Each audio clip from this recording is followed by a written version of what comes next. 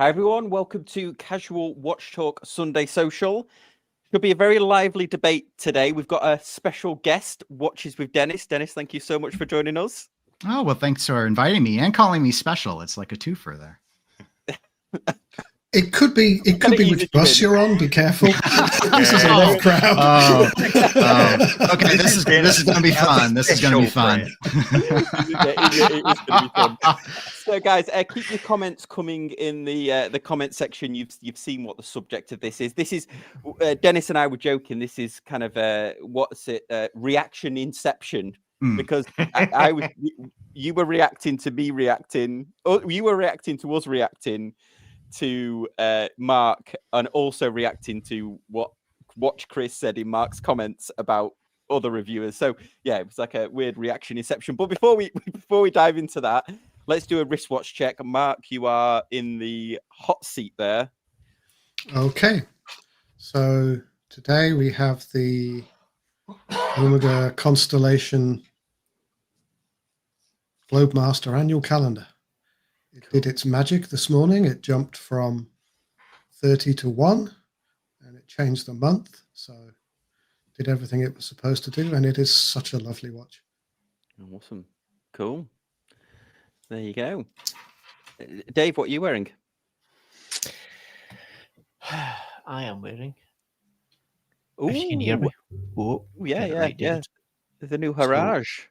I am wearing this because, we just launched this week, so I have been wearing this for actually the last maybe 5 or 6 weeks. So I'm wearing this platinum piece with a pink dial. So yeah, quite nice. And I'm very tired, so apologies in advance.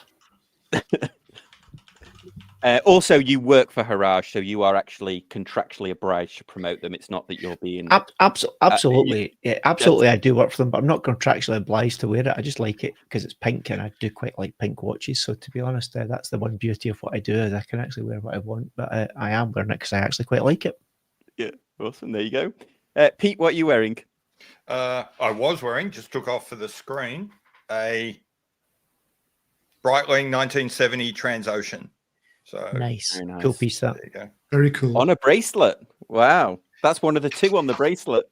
It is one of the 3 on a bracelet. As you can see, it's kind of make me full screen again. It's kind of semi-integrated type thing, so don't really have a choice. Yeah. So yeah, it's on a bracelet because it can't not be on a bracelet. And I'm either really tired or those subdials are oval, but I think they are oval. Yeah, they're kind of squoval. Oh, you went there. Yeah, you actually used that phrase. Outrageous. It's a good reason that you're in Australia. Oh, yeah. I have to keep a distance between me and Dave. Correct. Anyway, mutual ADOs. Dennis, that's why he's got a wedge. That's why he's got a wedge tail in the background. Keep an eye on me. That's right. Yeah. Well, before we cause an international incident, Dennis, what are you wearing? This is my Zenith Chronomaster Original. Ah, very nice. Very nice. If I can get it to focus, my only chronograph that I own. Look at that. That's that quality-looking version that should have been a Rolex. That's the one. Well, I got the more vintage one, so I wouldn't have that bezel and have to deal with that issue. This is the little 37 millimeter one. But I repeat, a much better version than Rolex made. Well, yeah. Poor Rolex. They're doing their best. They'll get there one day. Yeah, if they just keep trying, they're gonna crack that top 20. One day they'll be able to be the Formula One sponsor. Okay. Next, I've still been wearing this the SNE 593. This is that one I got for my UK trip, and I hardly haven't taken it off. But I've got a bench full of watches, so I will be reviewing a ton this week.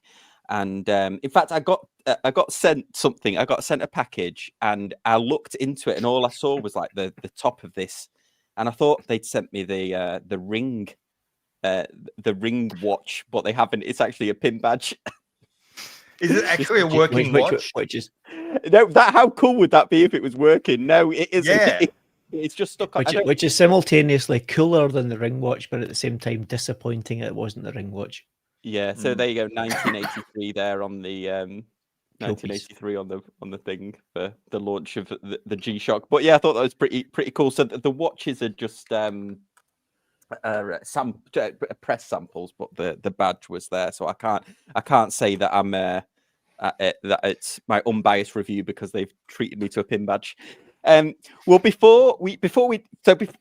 going to discuss one of Dennis's videos. So let me just pull it up so we can plug your channel. So this is from Watches with Dennis, and that it was this one, the Amorality of watch reviewers. So before I usually introduce the subject, but actually, Dennis, do you want to introduce the premise of the upload that you did? Sure. So obviously, stealing from everyone else's discussions and then feeding on my own with my own take is in true YouTube fashion. I just saw this coming up a lot. I saw your guys' discussion you had about a month ago, I think it was, maybe 3 weeks, on the panel when you had Mark with Long Island Watch. I went back and watched his take about how he won't pay to get a review because if he's paying, he expects it to be a promotional piece. And one of the things that came up, both Watch Chris emphasized it on the panel when he was on here, but also came up with some other reviewers in the comment section of Mark's video, was this notion of it seemed like the solve, as I'll call it, the solve of how I'm not a hypocrite or a shill if I take in watches and keep them, but my review is positive, but I want to convince you that I'm not biased. And the angle seemed to be, well, I only bring in watches I know I'm going to like. And since I'm doing that, I can still be honest, but I never have to be mean to the brand that I'm bringing in. And so I described this as an amorality, not an immorality, because it's not wrong or right. And I think I said 3 times in my video, I'm not trying to get any channels to change their strategies. It's not my place. Most of us are enthusiasts. We're going to do what we want to do. But I think it begs the question, is it good for, like, who does it serve? It doesn't. And my argument in the video is it doesn't serve the consumer. And that's why it's amoral. It's neither right nor wrong to the consumer. It's like the consumer of who might buy the watch isn't even a factor in coming up with what we're going to review or not review. It's going to be what I like and what the brand is going to be willing to give me. And we know behind the scenes that they're not going to send me something if I'm going to trash it. And not every reviewer does it this way, but again, some people were saying this, so I wanted to run with it because I get it from a content creator perspective. It avoids some hard conversations or some hard blowback going public and trashing a watch that someone sent you. But I wondered about, without us not having a consumer report style entity, what happens to the consumer? Are they not going to find out about bad watches because everyone's avoiding them like the plague? And so then we just end up with 15 plus reviews of Christopher Ward's The 12, which 15's after I quit counting before we went live, because there's just a ton of those reviews. And do we really need that many? So anyway, that was the angle I was going with. So that's the setup. Yeah, I definitely have thoughts, but Dave, it looks like you're... It's a difficult one. I think, so for starters, your definition of amoral is slightly loose as far as I'm concerned, because for me, if you define someone as amoral, it's where they don't show any regard for being right or wrong. And I think that is your definition you're using is as in like, well, they're not upset. I think it's very definitive. Amoral to me is somebody who doesn't really care whether they're right or wrong, which is something challenging. I think it depends on the channel and the individual. If they're purporting and pushing themselves to be somebody that is trying to push a narrative that they in themselves are a expert and or someone that should be listened to, then I think if they are being choosy about what they review and maybe saying, I'm only going to review stuff that I know I'm positive about, then I think that holds water to a certain extent in that respect. I think if it's someone that's just saying, you know what, I'm having fun reviewing watches that I like on my channel and not necessarily purporting to be any expert and or someone that should be listened to or taken regard of, then I don't think the consumer has any right to owe anything any way or the other, because they are deciding to tune in to watch that content. If it's someone like, you know, a consumer body or someone that says, listen to us because what we say is of value to you as a consumer, and we're charging you money and we're taking money in regard for you to consume this content, then I think there's value in it. I think it was just someone putting content out there to say, I'm going to talk about watches that I like. Then it's up to the consumer, or as in consumer beware, be aware where you're taking your content from and decide whether you think that's of value or not. And I think most channels on YouTube, frankly, are individuals that are having fun, and they might decide that they want to try and not necessarily monetize, but take money in regards of cover their costs. But they're not necessarily sitting there and saying, listen to me, I am an expert. You should listen to what I say. Therefore, what I say stands and holds water. It's two different things. And I think that, you know, especially on YouTube, where, let's be honest, most consumers do not in any way want to pay for content because they want to consume it for free, then they have to be aware that they are consuming free content. Therefore, there will be an agenda of some degree to what they're consuming. I think they're very different things, and you need to be careful. Go and buy a magazine, understand that that magazine may or may not have biases, but go on the internet and consume free content at the risk of the person who is consuming the content. That's my take. And this is from someone that absolutely works for a watch brand, and I know where I do and do not place stuff for review. Yeah, I 90% agree with Dave there, except I suppose, and this is something that happened to me really early on. It was one of my very first videos. So I hadn't been around for a long time. I was a very small channel. I had about 1,200 subs. So I just crossed the monetization line, and a brand reached out to me, and I was sort of very much a newbie in this space. And I did all of the things Dave talks about. I would routinely, my video intro today still says, I'm just some guy sitting in my upstairs bedroom. Don't think too hard about what I'm saying. I'm no one special. And yet here I was, tiny little channel, 50 or so videos down the track, 1,200 subs, and a watch brand sent me a watch, which I did a review on, and I told everyone and blah, blah, blah. And then about 3 weeks later, someone sent me an email saying, thanks for the review, really loved it, bought the watch. And immediately I began to think, it doesn't matter what I say. And what I mean by that is, it doesn't matter what disclaimers I put in place. It doesn't matter that I tell people this is only something it doesn't matter that I tell someone that I was given this watch for free. It doesn't matter that I tell them not to listen to me. They listen to me. That is the way humans work. If someone is standing there yapping away, saying that this is a good thing, that is going to have an effect on them. And so from that moment on, I've kind of thrown the idea that my videos are just entertainment out the window. Even though I make them as entertainment, even though I say up the front all the time, in the back of my mind. And it's interesting, there was an interview recently with Stephen Colbert, who was talking about the way he makes his program. You know, he has like something like 15 to 20 fact checkers for a comedy show, because he knows that despite the fact he's a comedy show, it doesn't matter what he says, people listen to him. And that's my attitude with my channel. I will tell people, don't listen to me. I'm just some guy who sits in his upstairs bedroom making content about stuff I like. But I know for a fact people are listening and paying attention to what I say. And so I work really hard to make sure I'm right. You know, we were joking around in the pre-show about how, you know, I will always justify and defend my position, because by the time a video goes out, I've been thinking about that topic for 3 or 4 weeks. I've researched all the different angles, and I'm ready to come back with full body contact comments to anyone who disagrees with me. Yeah. I don't know. Go on, Dave. Sorry.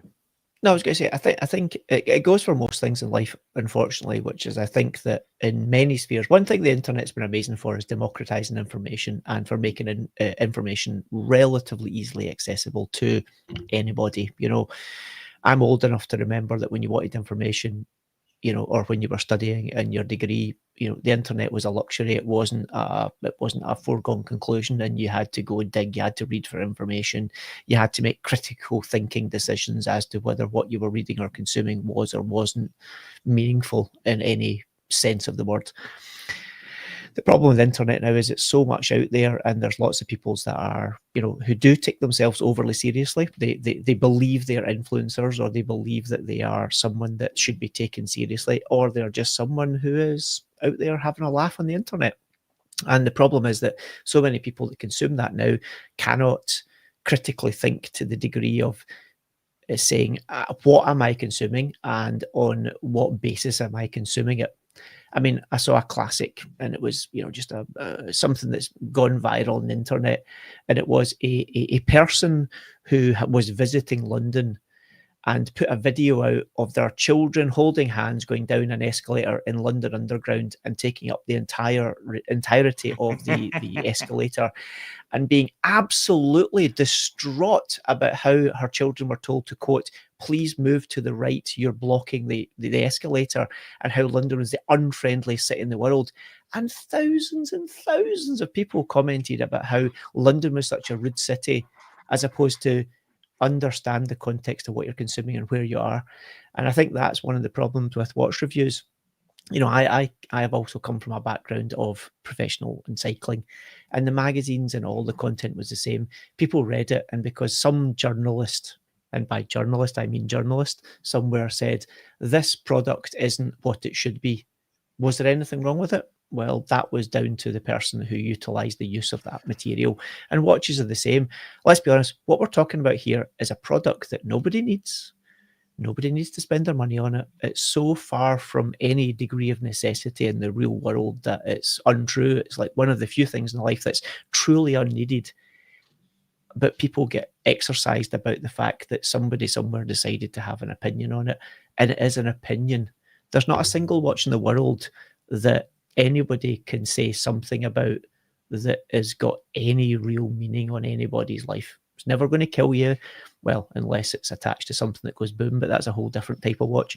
But you know, reality is it's something that no one needs, and I think people get overly exercised about all this. We need to take a step back and contextualize what we're actually consuming, and actually learn to think for ourselves for once in our lives. You know, at the end of the day with a watch there's two key questions. Do you like it, and can you afford it? Outside of that, what actually really matters?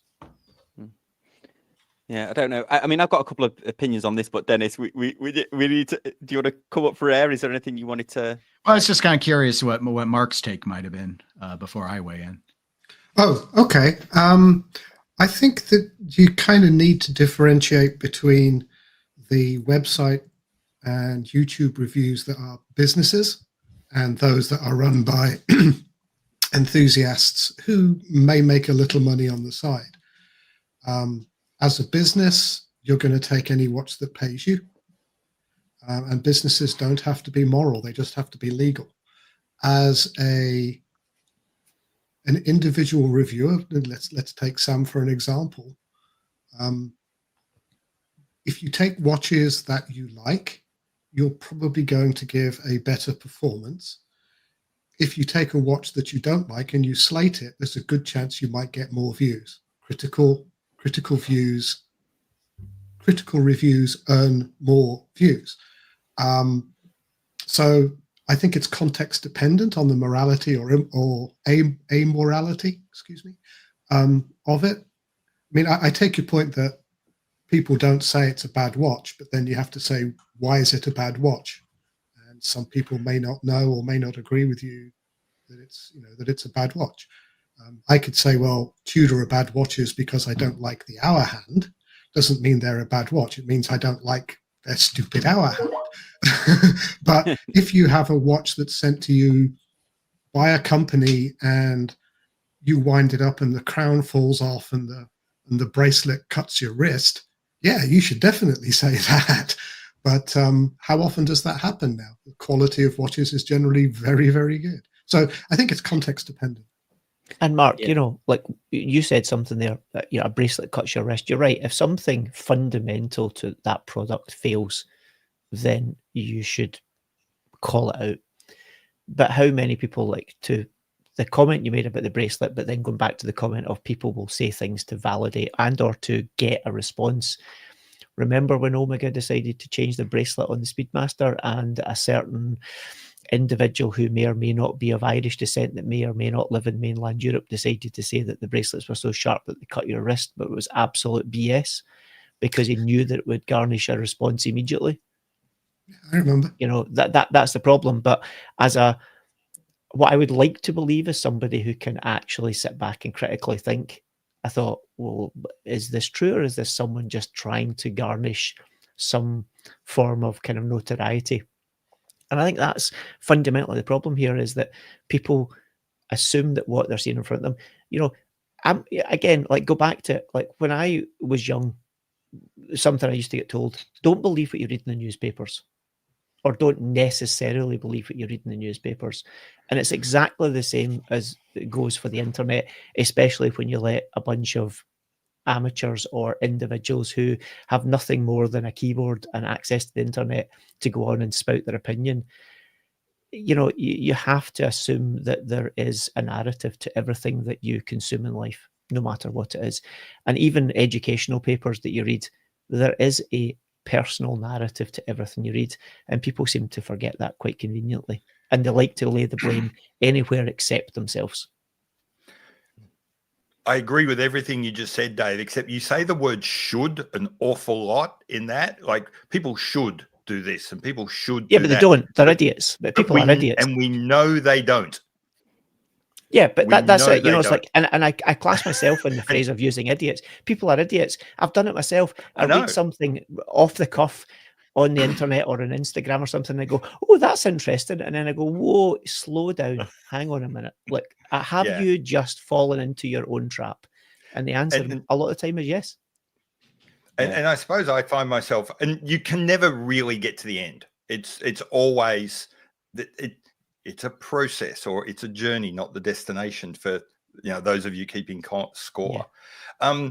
I think what I try and do is try and think, I'm doing videos for how people are, not how I wish they were, not how they should be, but how they actually are.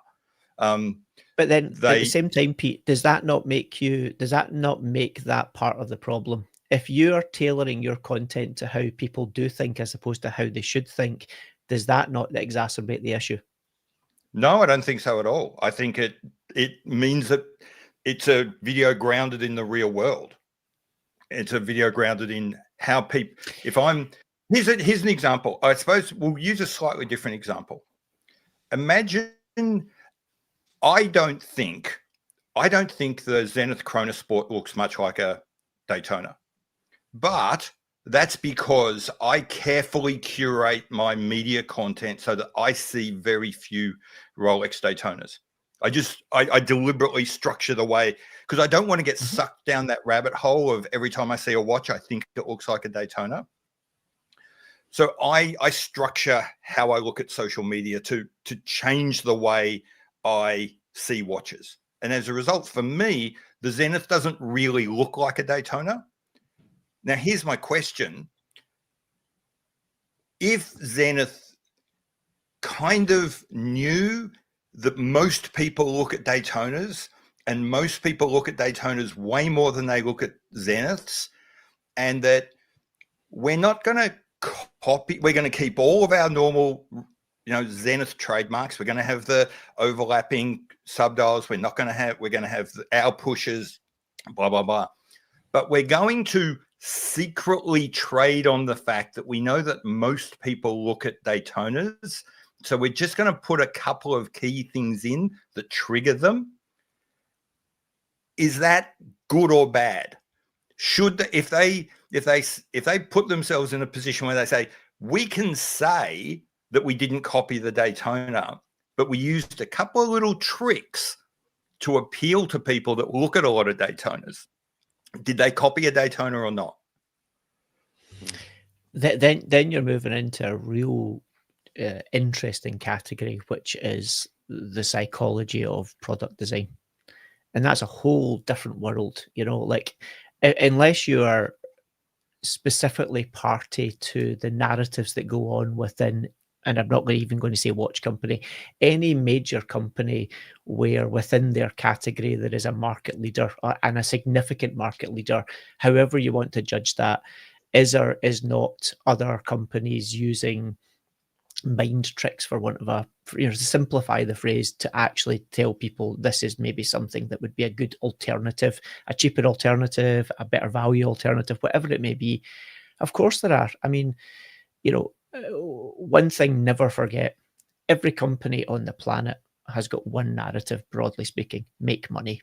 And you make money by manipulating the consumer, whether that is manipulation to a level that is extremely bad, or whether it's just gently massaging that individual to get them to like the product that they consume, that they produce. Then that goes on all the time. And every single company, don't think for a minute that they don't, but every single company at some point asks themselves those questions. And if by happenstance or luck or by design, it happens to have similarities to some other product that may or may not be extremely well received in the market, they do ask themselves that.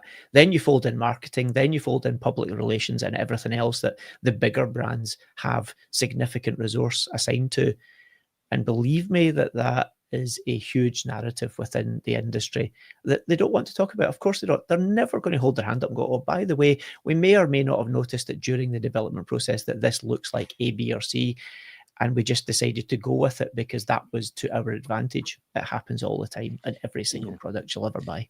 Why do you think there's certain cars that may or may not look like supercars or this or that, or it might have an angle here, or it might have this, or it might even have a color that just looks like it?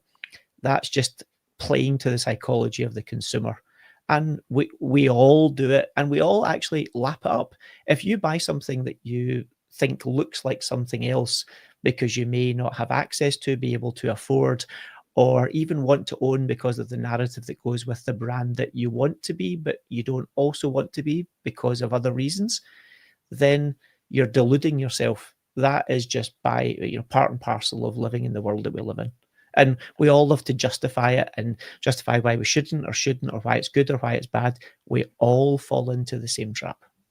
Yeah, no, good point. I mean, Dennis, you made some other good points in the upload as well that I think we definitely should discuss. But did you want to? Is there anything you wanted to react to of what you heard there, or should we just get? No, I thought there were some good points. I think I agree with Dave. Is it Dave or David? I don't know which you prefer. I answer to both. It's no problem. Okay, I wasn't sure. So I didn't want to be rude. So I agree with you that I was very squishy with amorality, but it is a very squishy word. I mean, it can mean the absence of morality. It can mean indifference to morality, and that was the angle I was running with. You have a very sort of caveat emptor sort of stance on people consuming the reviews, and I think that's fine. And I did emphasize in the video 3 times that I wasn't asking any reviewer to change their strategy, because as you rightly said, it's an enthusiast space. If Sam isn't happy doing what he's doing, why would he keep doing it? I'm sure not going to sit here and tell him to change it. I might as well do it myself if that was the case. And I'm just as guilty, because I only do reviews on watches that I have personally purchased. So I am not part of the solution that I might be seeking. I'm not looking necessarily for a solution. What I wanted to pose sort of intellectually was, is there a gap in the market? Because there is a whole wide range of reviewers. They don't all just do this approach, like what Watch Chris had emphasized about only bringing in things that they like. I know there are reviewers that will get a watch and say, I'm going to give you a blunt opinion and you're not necessarily going to like it.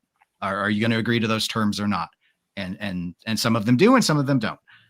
But I'm wondering if, given the dollar amount that's in play in this space, in this hobby, should there not be someone maybe moving into that vacuum to try and better serve this idea of, there are a lot of watches, and if we're all doing what we want to do, which a lot of us do, the ones that get reviewed and the ones that don't, I'm not even talking good versus bad. I'm just like, the vacuum, the disparity is massive. So I cited earlier, like Christopher Ward's The 12.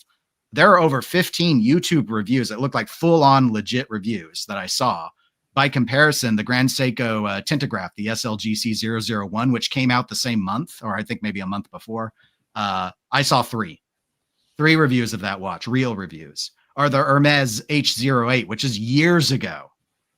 One. That's throwing out all the 1916 ones because you know that Tim's only going to do a stat comparison. It's not a real review. And Watch Advisor had a 40-minute expose revealing the watch, but the only one I could find was Oracle Time had a review. That's it. That was in English. Exactly. There were a few in foreign markets. So that's where I'm kind of going is there, you know, there's some saturation going on with some of these watches, and there's a lot of stuff. And I'm not just talking like dinky no-name AliExpress stuff. I'm talking real watches, real watchmaking, and it's not getting covered. And so it seems like there's a gap that's just not being satisfied. And I'm not asking anyone here to fix it, but I think it should be called out. Yeah, I think it's access though. That, like, if you mention, if I wanted to review that Tentograph, for example, like I would want to review it. I've actually tried it on. It's an awesome watch. You cannot get hold of it. There's no way I can get hold of a Tentograph unless I buy it. Grand Seiko will not lend it in. They will not let. This is the same with Hermes. There is no, unless I borrowed Dave's one, there is literally no way of. And also, I mean, just to go back on there, there is. If you had a channel that reviewed every single watch, I promise you, nobody would watch it. Because I've done it before where I've reviewed like obscure watches. And when you first start off, I think in YouTube, you feel like, okay, well, I'm doing this as a hobby and I'm reviewing a watch, partly because I'm talking about my love for it, but also as some kind of like I'm archiving it, like that ginormous place, wherever it is, where they archive all the seeds. You think, oh, I'm going to archive this watch. People are not, the YouTuber is not like steering the community. YouTube is steering us. I mean, Sam, I think to that end, you know, in an ideal world, I think, Dennis, you're absolutely right. In an ideal world, if there was a parity where any YouTuber could ask any brand to say, can I review this? You know, no positive connotation or negative connotation, just can I review this and then give an honest opinion, then there would be a lot more of it. It would also probably potentially be a lot more boring because everyone would be doing the same thing. People love to chase headlines, the same as, you know, why do tabloid writers spend a fortune, you know, employing someone that can write a punchy headline because it grabs attention? Why is every YouTube video on every facet go through different phases of, you know, we've talked about it before, the 10 best this, the 10 best that is in at the moment, or why do you have to get the word Rolex within certain keywords because it will attract attention, blah, blah, blah. Brands are never, ever going to give a watch out to somebody that they do not genuinely believe is going to tell a good narrative about the product. They're just not going to do it. There might be 1 in 10,000 or whatever and that's just me making a number up, but, you know, whatever the odds are, this is not a open to an idealized world that we live in. It just isn't. It's a commercial world that people have a narrative, and their narrative is you do not say anything bad. And it's even worse. Watches is one of the worst of all of them because it operates in the luxury sphere, and the luxury sphere don't do negative in any way, shape, or form. Like, there's almost no brands that the merest whiff of negativity, you are so far away from ever receiving anything that you could promise them in contractual terms that you will write the most glowing review that you will ever give them. If there's even a whiff of negativity about you as an individual or anything you've ever said, most brands will not touch you with a barge pole. And that's on them. That's the nature of the business that we're in. But searching for this idealized world of being able to access product, and as Sam said, the only way you'll do that is if you buy it. And if you buy it, you have immediately tarnished it with bias.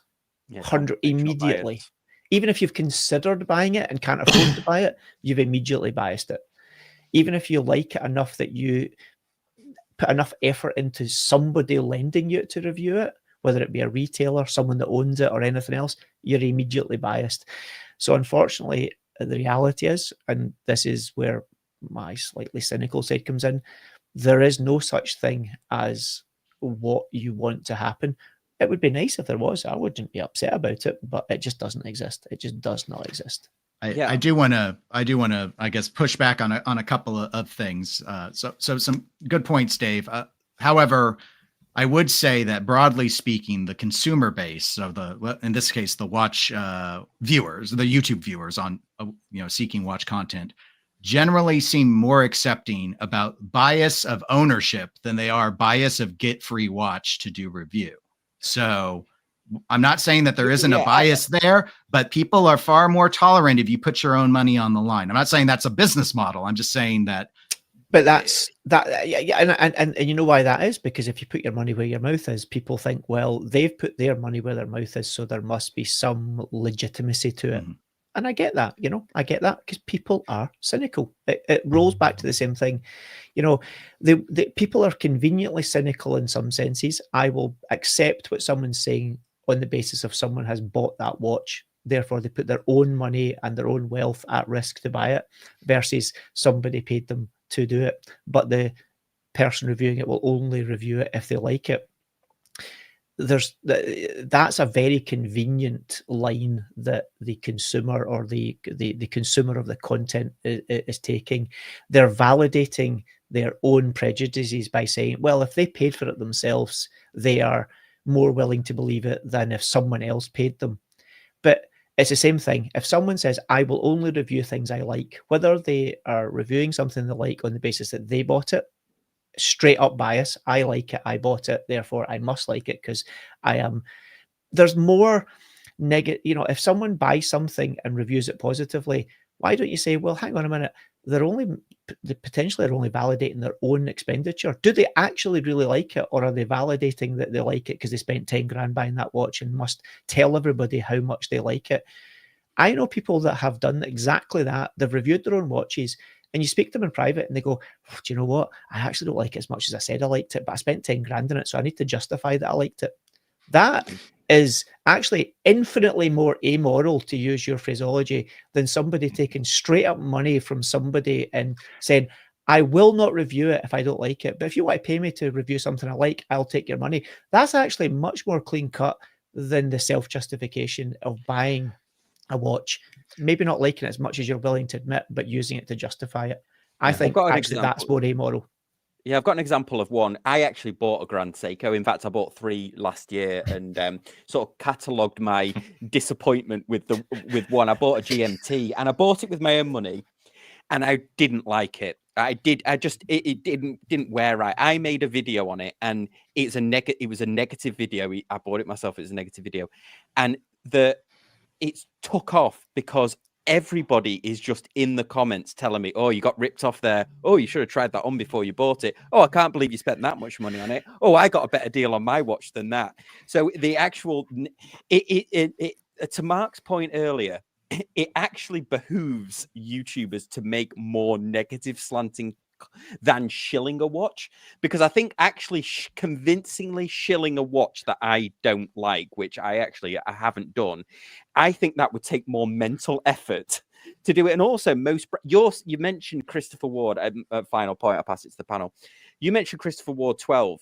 Christopher Ward, they will send you a watch, and if you like it or not, they just want the review. They will send the prime example of this is Andrew Morgan, who they actually did a limited edition Bel Canto with Andrew Morgan, but he slated one of their watches. In fact, it was the 12X, I think, on his channel. So they aren't. Perhaps you see more Christopher Ward because they're actually more, hey, and they've said to me before, I reviewed one of their watches and I didn't like it. They've never, they don't pay me to review their watches. And I think that's the other thing as well. Like, this idea that there's this like money that YouTubers are making from Google ad revenue is so far from the truth. I mean, it's absolutely why I have never grown my channel. I make much less than $1,000 a month, and I've got nearly 1,000 uploads. I make half of that, and it's never gone up in like however many years, except for if you make these more like negatively slanted ones. So this idea that there's some kind of like financial incentive to review watches like positively or negatively. I actually just pick watches that I think viewers will watch. That's my concern, is the views. It's not the actual getting a watch or pleasing a watch company, because it's the views that grow the channel and the subscribers that grow the channel, not the watch that gets sent in for me. I've got like a desk full of watches. I'll review one watch today. That's done. I've forgotten about that. It's like I've gone to a restaurant at the meal, and the next day I'm like over it. Like I end up giving the watches away usually, because they're like, boom, I've done it. I'm on to the next thing. My thing is like, oh, I really must promote this. They sent me this free. I really got to do a good job of this. There's that many that get sent in. That there's not like, I don't care enough to shill it, right? If I don't, that last point's really interesting, and that's I actually think that there's other biases, much bigger biases in the watch space than someone sent me a free watch. I actually think that's one of the least important things that bias people. I agree with you completely, Sam. I think that one of the biggest biases that we are influenced by is someone going to watch this video? Yes, that's the bias. Yeah. And then the other one, which is super pervasive, and Dennis, you're exactly right. People will accept any bias at all if they think it's authentic. So if I genuinely like Rolex, and as a result of that, I genuinely don't pay attention to the things that annoy people, and I genuinely just don't even care, no one gives a shit. They're really happy with that.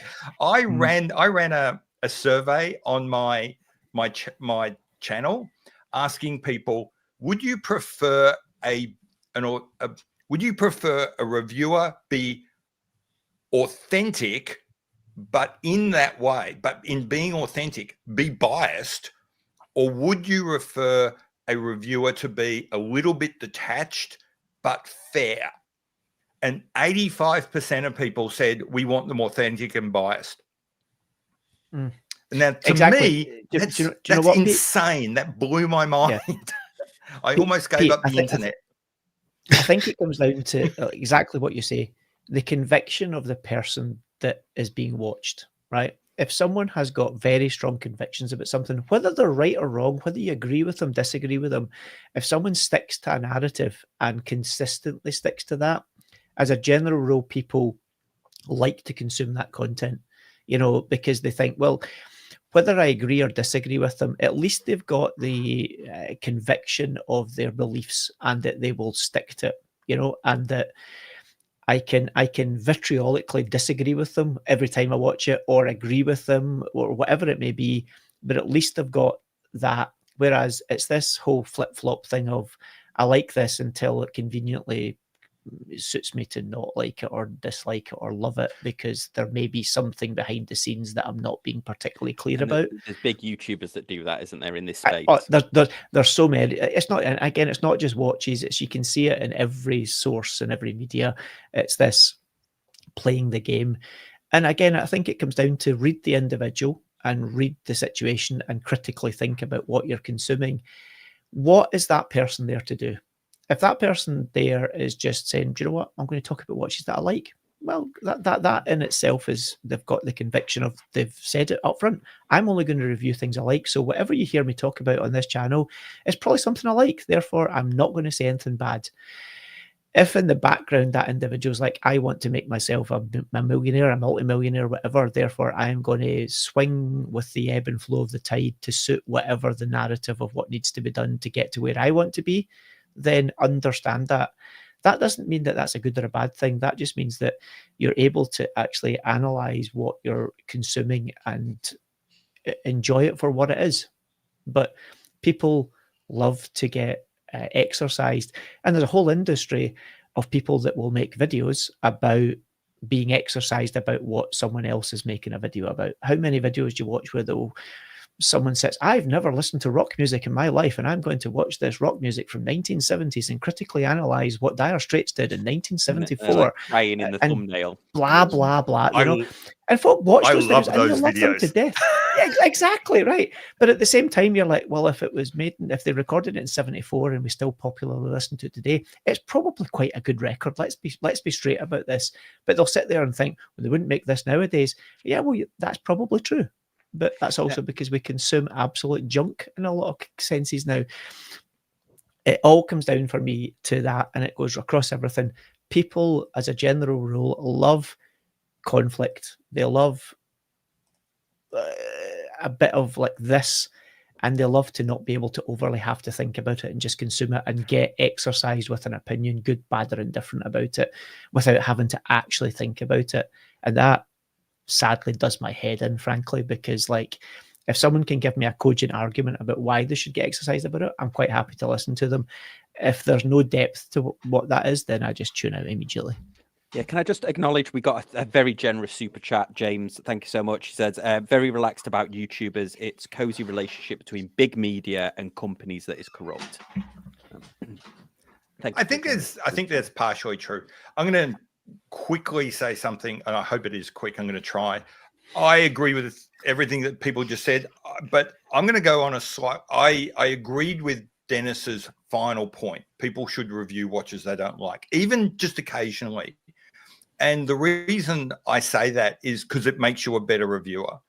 I don't know if there's this saying, this quote works in other sports. In Australian football, there's an expression for a certain kind of player. They're called a downhill skier. Guys who, they look great when everything's easy, but they struggle when, you know, things get hard, and you've got to really show that you've got skills. I think that if you just review watches you like, you become a downhill skier. You never really develop the critical skills required to do a good review. And so my biggest concern is less about, because there's so many other factors of bias and stuff going on, I don't think you can really resolve that. My biggest issue with people that only review watches that they like is that they're not very good reviewers. They never really have to justify their decision. They never really have to find the language. It's easy to say, I like this, and just move on. But if you say you don't like something, you kind of got to be prepared to back it up. You've got to have the words to describe why you don't like something. And I think I was going to say, I saw Pete's video. It came out because you did this a while ago, didn't you, Pete? That video on reviewing bad watches. Yeah. I saw that, and it actually is much harder to write a polite, balanced, negative review. And I've done it a couple of times. You know, I've had watches that I wouldn't buy, I don't particularly like, but then you have to justify yourself and say, here's my bias. But I mean, I've got a Speedmaster sitting in a drawer that I really should write a negative review about. It's, as far as I'm concerned, a bit of a dodo.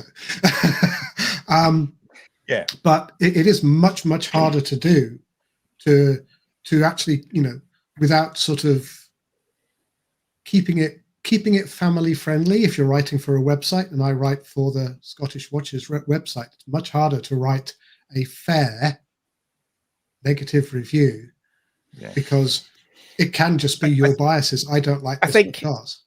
I think that's an interesting point, Mark, because the other thing I'd say to you is that writing a positive review is a general rule, and if you read a lot of them, it is about opinion.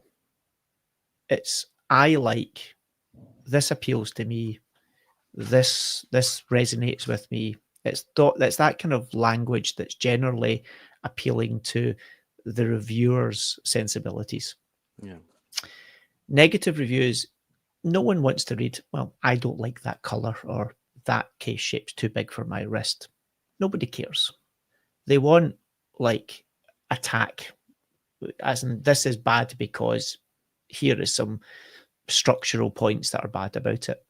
And the reality is 90 8.5 or higher % of people reviewing watches don't have enough real understanding of the watch industry to genuinely write anything other than don't like the color, don't like the shape, doesn't fit me well, too heavy, blah, blah, blah. They don't know. And I can say that because I've read some folk who try to do that as reviews, and you can shoot them down faster than a well-armed Air Force can shoot down incoming missiles from from a bad Air Force. It's super easy, but it's all the same. People enjoy reading negativity. They like that in real life. But people are actually quite often scared to write a negative review because they can't do it from any real position of authority. Maybe I should write the review of the watch I'm thinking about. Yeah, also exactly. Mark, you know enough that you probably could actually write it from that standpoint. But again, every single person has it in the back of their head. When you do write that negative, there is always consequences to negative.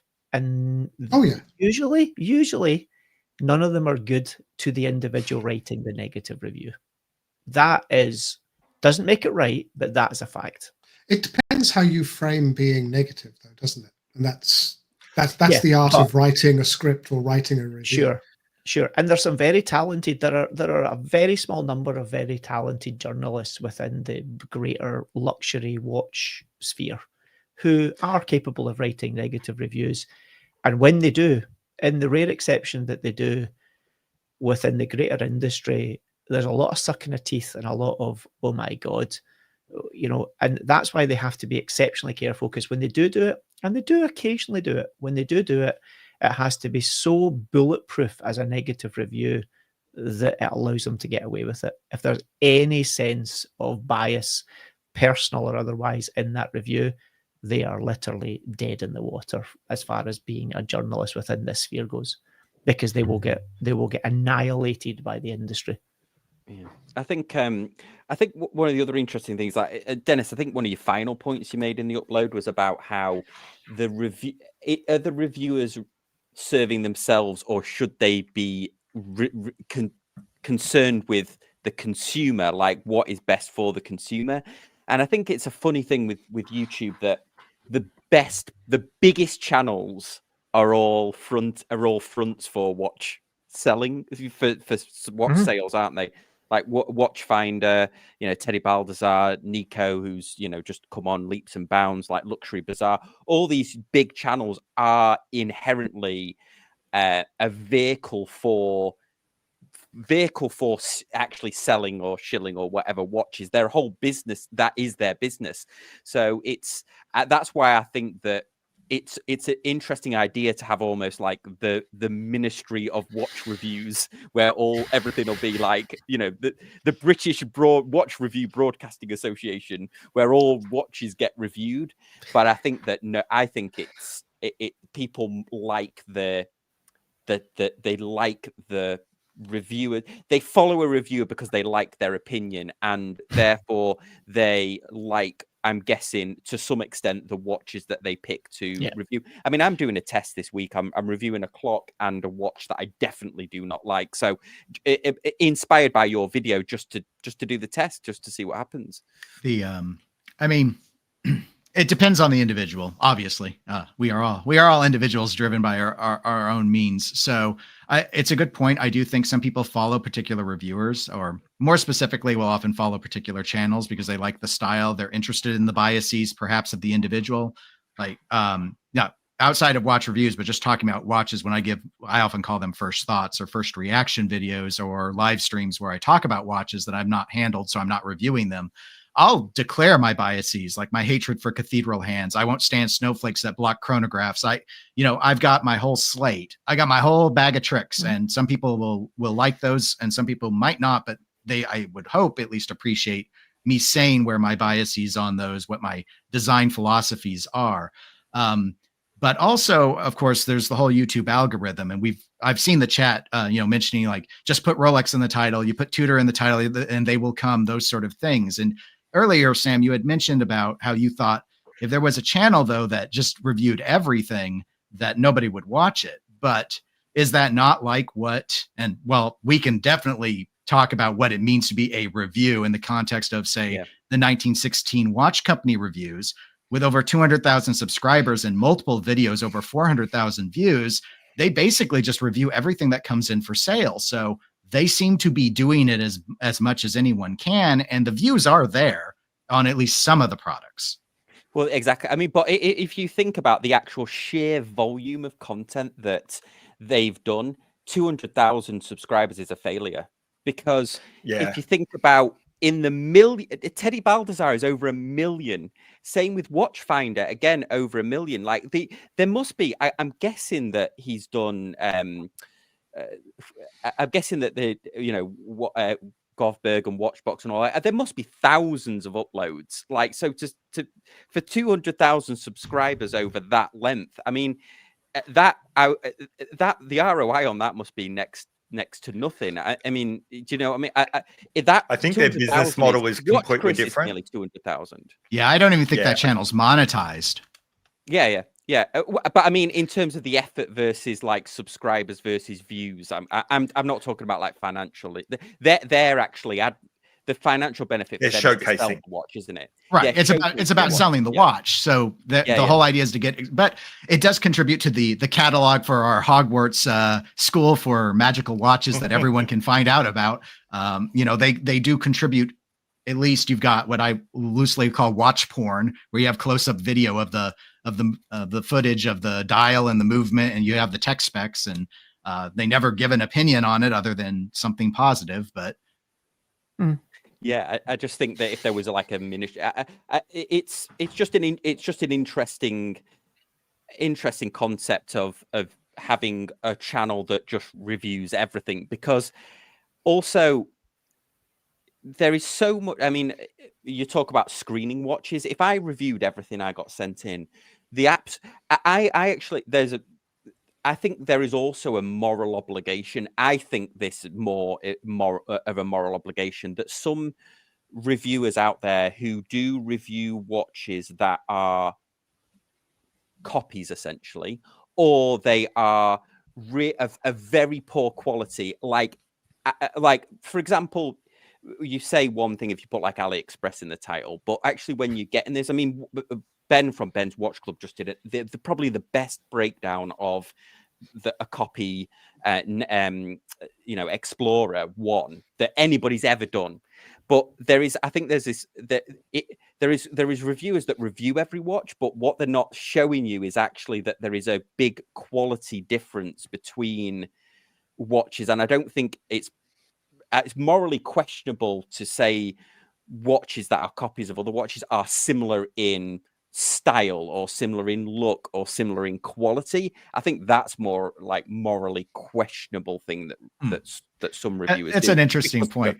But we could even we could go down so many rabbit holes, like just our clickbait YouTube. I mean, Amorality was chosen to give that video a title that would get people curious. Yeah, exactly. And look where it got you, Dennis. Look where it got you. Yeah,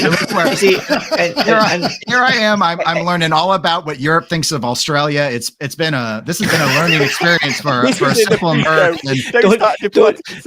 Please don't take any of that seriously. It's like if you ask anyone in Britain off the cuff, they'll tell you that everyone is and anyway, there's enough opportunity within the British Isles to hate each other without having to go to Australia. Watch The Simpsons. The Simpsons is the antithesis of that. There's a couple of comments I actually want to answer to. James Bundy said, we're all expert consumers, so the argument from authority is weak, but bullshitters are quickly exposed, especially on YouTube. Ultimately, you're right. The experts are the consumers, because they are the people with the money. Therefore, if they spend their money, then right or wrong, good or bad or indifferent, they are the experts in that they have spent their money where they felt that they should spend their money. It depends what you define as an expert. There's a lot of very good product that does very successfully in the market because it's good product. There's also a lot of very average product does very well in the marketplace because of a multitude of other reasons. But ultimately, the proof's in the pudding. If it sells and it monetizes well in the world that we live in, then it's a good product. So, I don't disagree there in any other way. The one I want, maybe exceptions, maybe a strong word, but Jack McClary says, David seems to like the outlier who thinks viewers are intellectually inferior to the content creators. Absolutely, in no way, shape, or form is the viewer intellectually inferior. We are all, right? Like, whether you are, no matter where you sit on the spectrum of intellectual ability, and I'll leave it to other people to determine what that is or where you lie on that spear, that spectrum. We're all prone to the manipulations of what we do. YouTube works for one reason, because there's an awful lot of people have worked out how to manipulate everybody, creators and consumers, to get what we are doing right now, what you're watching right in front of you now. Don't think that is by chance and happenstance. It's because of a multitude of reasons of, clever people who have manipulated it to make this a content. There's an equal amount of very intellectual and very stupid people who create content, and people who consume content are not any different. So don't think for a minute that I think that.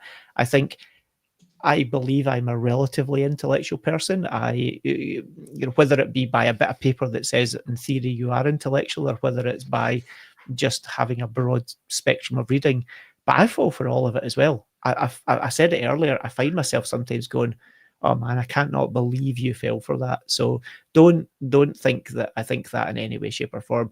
I'm just saying that sadly the world we live in is very good at manipulating all of us from top to bottom in terms of what we think and what we consume. They're watching because of Sam's grade A thumbnail for this episode. Absolutely, 100%. That was some top tier work. Sam NSA hacked into the database, worked out what the algorithm was for tomorrow. He fully sectioned the whole thing. And full disclosure, I make the normal thumbnails, but I don't make the live stream ones. That's Palm, the Night Watchman, who runs a podcast with Andy, who I'm now forgetting the name of it. He's going to kill me. CP7. Outrageous. Well, extend my congratulations, because I thought it was very clever. Yes, I did. I was the model for the photos. I wanted to jump on that comment that. When you go, Pete. Sorry, I quickly wanted to jump on that comment that you made too, Dave, because that comment from James kind of stuck in my mind as well. And I don't think that content creators are necessarily smarter than their audience or dumber than their audience. But I do think that just the simple process of going through and getting ready to make a video kind of puts you in a different position. You kind of have to think, am I going to write this? And you've got to come up with some notes, and then you've got to jot that down. And then you've got to think about, well, how am I going to say this? And while you're going through that, you begin to go, oh, well, I can't say that because that just contradicts what I said over there. So I'm going to have to decide what I'm going to say here. And I'm exactly the same. When I'm reviewing, when I'm watching content, I don't have any of that prep. I don't sit there and take notes and compare what did the guy say at the beginning to what did the guy say at the end. So I don't think it's about viewer and whether the people are smarter or dumber. I just think the process of creating content kind of drives you to think a bit more about what's in it. It's just the nature of the beast. But then at the same time, what are they thinking? What are they wanting to drive? I circle back to the whole critical thinking thing of both content creators and of consumers. I always say, when you read comments, don't actually get hung up in the comments. Like, no matter what, I remember a professor always saying to me, worry about what people aren't saying. Don't worry about what they are saying. Yeah. Oh, the best thing I ever heard when I started doing this, someone said to me, ignore the comments, read the comments, but by and large, you'll find that they don't matter. The only ones that sting are the ones that you secretly think might be true. Yeah, I mean, and that is absolutely true for me. And this is part of the reason why I wanted Dennis on, because there definitely, there was some truth to what you were saying, isn't it? And it sometimes you have to kind of face up with these things. Yeah, there's a friend of mine who once gave me a good bit of a work advice, which was like, if you're going to get heated about something at work or passionate about something, make sure that at least one other person cares. Yeah, because otherwise you just look like so that's the thing with YouTube. Exactly. I always laugh. There's like, we're lucky in the UK. Well, lucky, unlucky, it depends how you view it. But, like we've got the BBC right now. Let's not pretend they're impartial by any extent. But, broadly speaking, in theory, they're meant to be broadly impartial as a broadcasting agency. But they do this thing called they do this thing called Newswatch, and it's where effectively it's like the internal department of the BBC does a program once a week that basically takes all of the complaints and all of the why did you do this type stuff. And I always watch it because it's a really good pointer about a lot of stuff about how you create content. And this week's one was hilarious. There was like the populace of the UK was getting themselves exercised about how every time there's a weather warning on the news and they do the weather forecast, how they send reporters into places and then stand at the side of the ocean and say, there is a tropical storm approaching, and therefore the police have said nobody should go anywhere near the coastline whilst reporting live from the coastline, threatening to be swept out to sea. And they get all exercised about this. And actually, this week, someone came on and said, yeah, but, if we just did it in the studio, no one would watch and they wouldn't take it seriously. Therefore, they'd probably go to the coast to watch it. So what we're willing to do is basically risk the life of a reporter to go and stand where she shouldn't be, or he or she shouldn't be standing, because people might take it seriously. And it shows you the narrative that,